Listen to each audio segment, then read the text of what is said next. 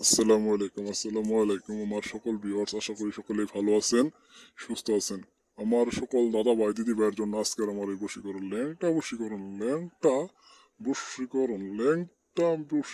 যে বশীকরণ দিয়ে যে কোনো নারীকে, যে কোনো ব্যক্তি, যে কোনো পুরুষকে বিছানায় আনবেন, নারী পুরুষকে বিছানায় আনবেন আজকের এই ল্যাংটা বশীকরণ দিয়ে। মাত্র 3 ঘন্টা থেকে 5 ঘন্টার ভিতরে কাজ করতে পারবেন আমার এই ল্যাংটা বশীকরণ নকশা দ্বারা।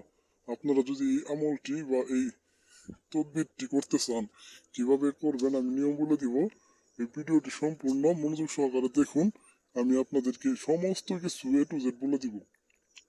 আর কোনো দাদা ভাই যদি কোনো সমস্যা থাকে, কোনো নারীকে ভালোবাসেন, কোনো নারীকে কাছে পেতে চান, কোনো নারীকে বিবাহ বন্ধনে আবদ্ধ করতে চান, বা যে কোনো কাজ করাইতে চান, তাহলে অবশ্যই আমাকে জানাবিলে আমি 5 ঘন্টা 7 ঘন্টার ভিতরে সকল ধরনের বশীকরণ কাজগুলো সমস্যার সমাধান করে দিয়ে থাকি। আমার আধ্যাত্মিক শক্তির মাধ্যমে, জিন চালান কুফরি কালামের মাধ্যমে কাজগুলা করে দিয়ে থাকি। যদি কোনো দাদা ভাই কাজ করাইতে চান, তাহলে অবশ্যই ভিডিওতে দেওয়া নাম্বার যোগাযোগ করবেন। আর নিজেরা যদি কোনো কাজ করতে চান, তাহলে আমি আপনাদেরকে নিয়ম বলে দিচ্ছি। এই যে দেখতে পাচ্ছেন নকশাটি, যে নকশাটি দেখতে পাচ্ছেন, নকশার ভিতরে দেখুন লেখা আছে মেয়ের নাম, ছেলের নাম, বাবার নাম, মায়ের নাম। ছেলে মেয়ের নাম এবং বাবা মায়ের নাম অবশ্যই লিখতে হবে এই নকশার ভিতরে।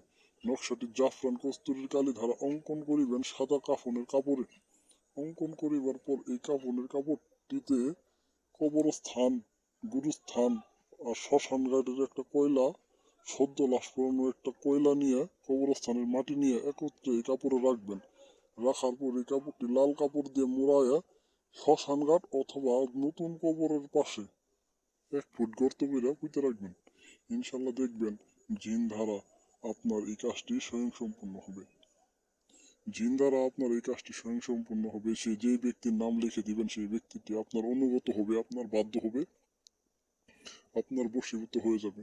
যদি কোনো দাদা ভাই কাজ করতে চান, অবশ্যই আমার কাছ থেকে একটু অনুমতি নিয়ে কাজ করবেন, আমার কাছে বিস্তারিত জানায় তারপর কাজ করবেন।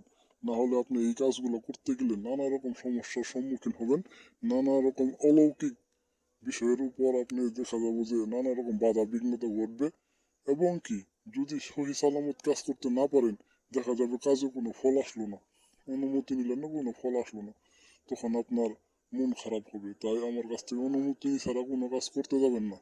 সকলে যে কোনো কাজের জন্য ভিডিওতে দেওয়া নাম্বার যোগাযোগ করবেন।